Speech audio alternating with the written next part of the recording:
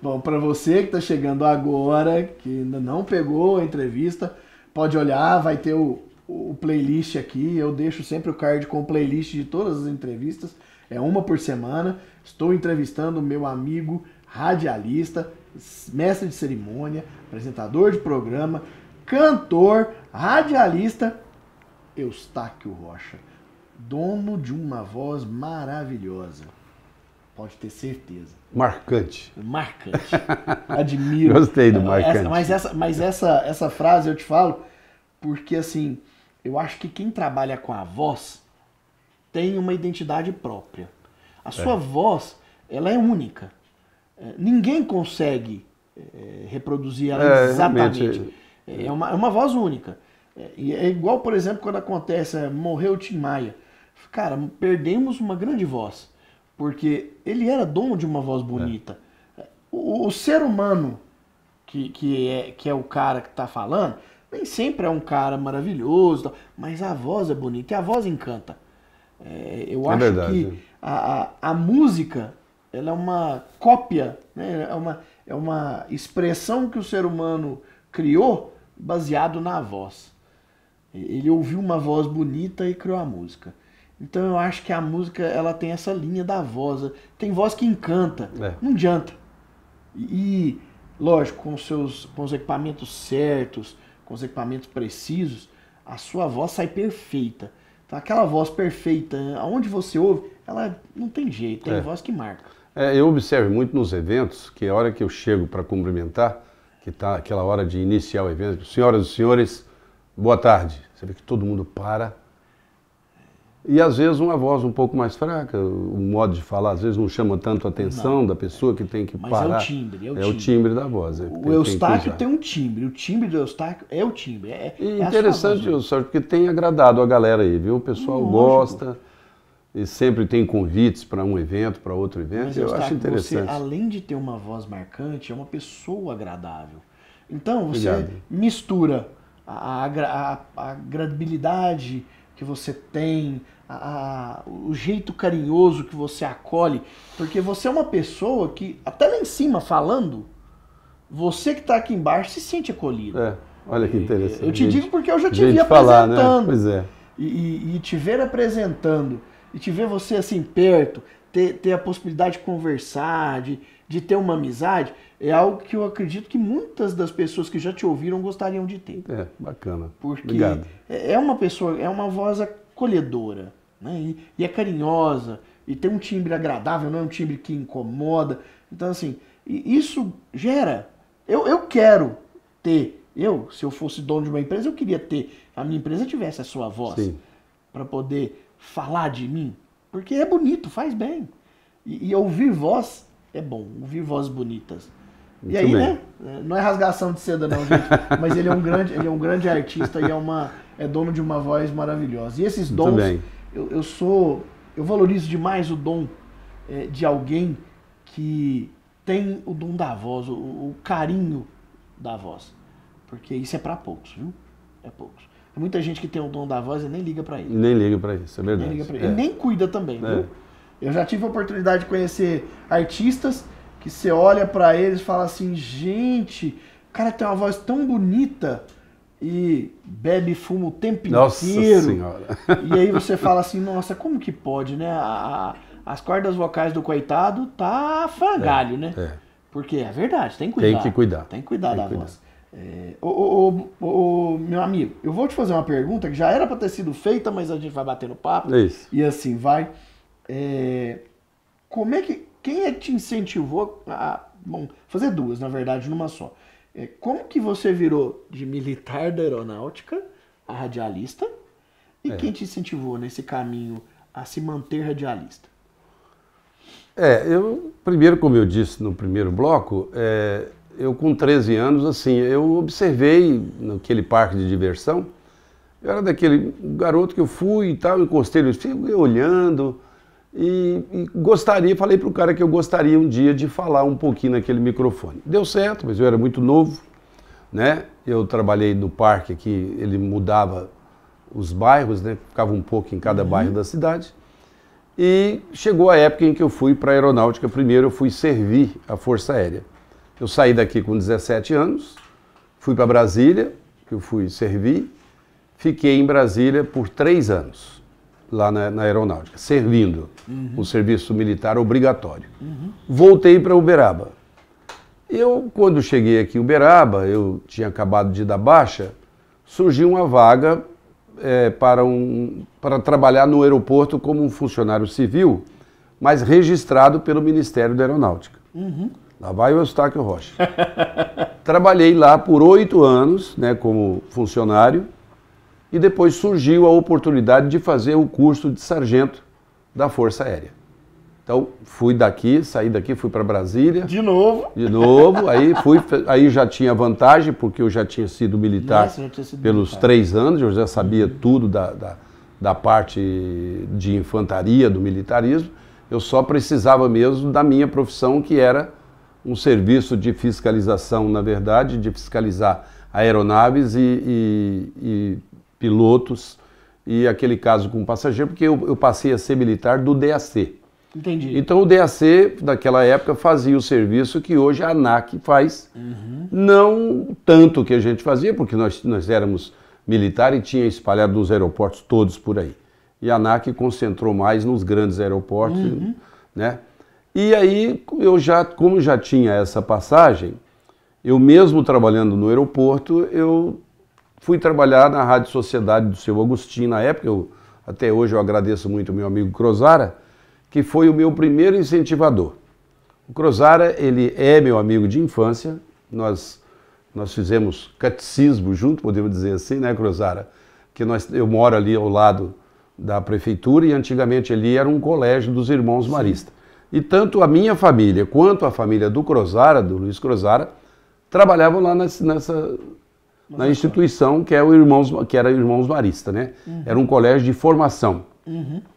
Então lá tinha a equipe de cozinha, a equipe da lavanderia, tinha sapateiro, tinha marceneiro, tinha o pessoal que tomava conta do quintal, que tinha granja, que tinha muitas frutas. Então aquilo ali era assim, em torno de 300 pessoas internas, de garotos que iam para se formarem como irmãos maristas e depois distribuído para o Brasil como os professores da rede do diocesano dos maristas. Então aqui era de formação. Então mas o Crozara tinha essa amizade incrível, e eu lá no aeroporto trabalhando, eu ainda não era sargento, eu estava trabalhando e o Crozara chegou. E a gente batendo um papo, o Crozara trabalhava na Rádio Sociedade. E ô Crozara, como é que vai? Tudo bem? Eu conheço uma conversa. Não, estou esperando o dono da rádio que está chegando aqui.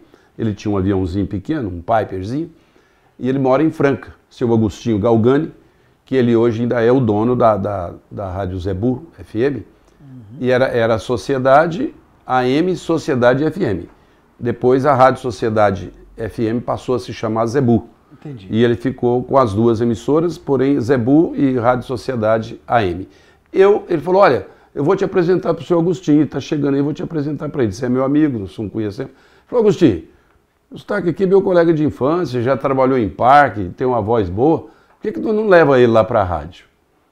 Aí o seu Agostinho me cumprimentou, gosto muito do seu Agostinho, até hoje a gente se vê, se cumprimenta, sempre tem oportunidade, eu elogio o trabalho do seu Agostinho. Falei, não, desce lá e grava alguma coisa para a gente fazer um teste com você. Então é muito interessante essa parte aqui, só pelo que a gente estava falando. Eu entrei no estúdio, que eu nunca tinha visto, então eram aqueles gravadores de rolo, né?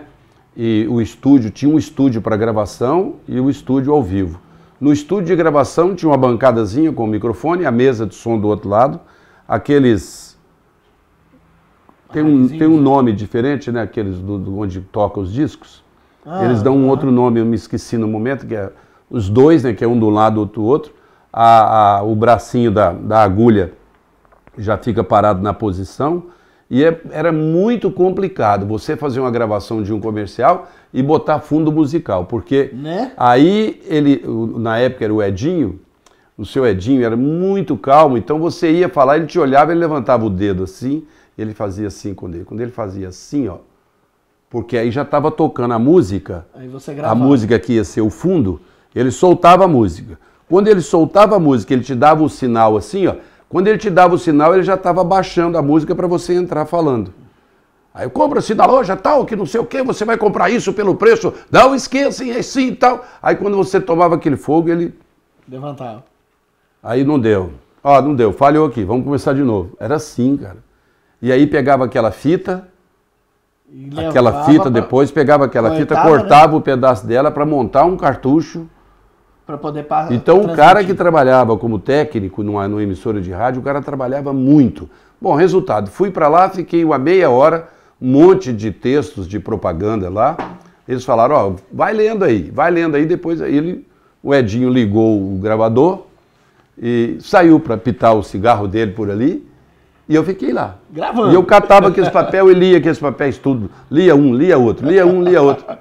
Aí depois ele chegou e falou, tá bom. Tinha um vozeirão também, o Edinho.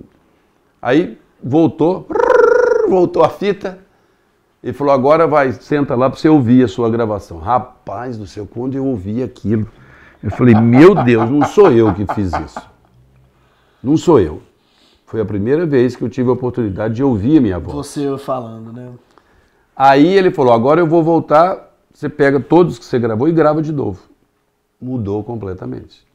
Né? Aí você sabia onde você não estava legal. Já tem uma referência. Então o resultado começou por aí. Aí eu fui dar férias, na época o Zé Carlos Estopato, que não está mais aí hoje, dei férias para o Zé Carlos. Na época o Ion Bernardino trabalhava na emissora, ele entrava por volta de 4h30, me parece que era o horário que ele entrava à tarde. E aí eu comecei na área de reportagem, inclusive uma que marcou, que a mais me marcou na época da Rádio Sociedade, foi aquela chacina de Conceição. Sei. Porque eu ia na delegacia, e lá na delegacia eu pegava as ocorrências. E pelo telefone da delegacia eu ligava a cobrar, olha a confusão, como é que era que a gente fazia. Eu ligava a cobrar no telefone da rádio, aí eles pegavam, plugavam o telefone, e me chamava, eu tinha que ter um rádio de escuta na mão para ouvir a minha chamada e eu entrava direto da delegacia de polícia, Eustáquio Rocha, olha, hoje foi preso o fulano e tal, e lendo as ocorrências. A hora que eu cheguei lá, o rapaz falou, hoje você tem muito assunto. Eu falei, por quê? Cedo, chegava bem cedo lá. Ele falou, porque tem, parece que 3 ou 4 aqui no Hospital São Domingos e tem 10 mortos lá em Conceição. Houve uma chacina que mataram os caras, parece que não lembro, parece que foram 12 ou 13, algumas, assim, mais ou menos isso. E eu tive que pegar meu carro e ir para Conceição. Eu lembro que a hora que eu cheguei em Conceição das Alagoas, encontrei com a Gislene Martins, que na época trabalhava pela 7, e lá nós fomos fazer as reportagens. E quando eu cheguei no hospital, o médico que a gente da imprensa entrava, não, pode entrar naquele cômodo ali. Eles estavam fazendo as autópsias e colocando nos caixões e mandando para a igreja. Rapaz, a hora que eu entrei, os corpos estavam todos assim no chão. Os rapazes, todo mundo assim, sabe? E o médico no cômodozinho pequeno fazendo a autópsia. E aí eu fiquei o dia inteirinho lá em Conceição, passando todos os detalhes daquilo. Então foi uma reportagem assim que marcou muito. O João Batista, né? Que era ele que era o locutor, né? E eu como repórter. E fui ficando assim.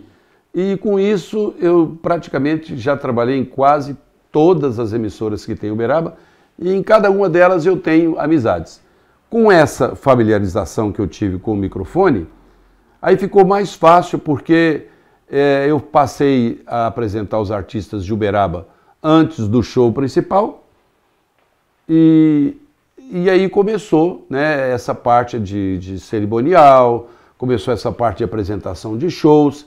E de repente eu me vi assim, tem as pessoas que me ajudaram, que eu não posso esquecer do Jorge Zaidan, meu companheirão que me empurrou para a primeira apresentação da abertura da Exposebu, né? Foi ele que confiou e me deu o primeiro trabalho.